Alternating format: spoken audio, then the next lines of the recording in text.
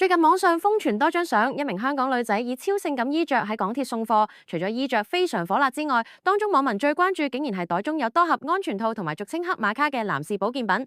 港女胸前嘅咖喱雞亦都成為網民關注焦點，十分搶眼。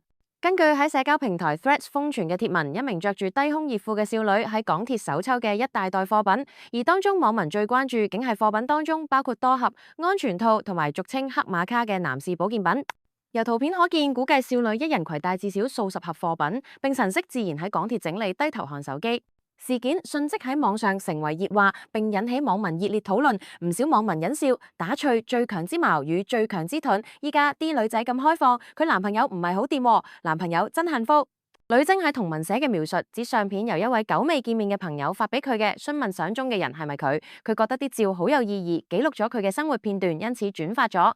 佢解釋途中嘅自己其實正喺度運送貨物，安全套、馬卡咩都有，之前甚至 KY 都送過，每張單得幾十蚊，賺錢真係唔容易。報道去到呢度，如果大家鍾意我哋嘅影片，就記得關注我哋啦。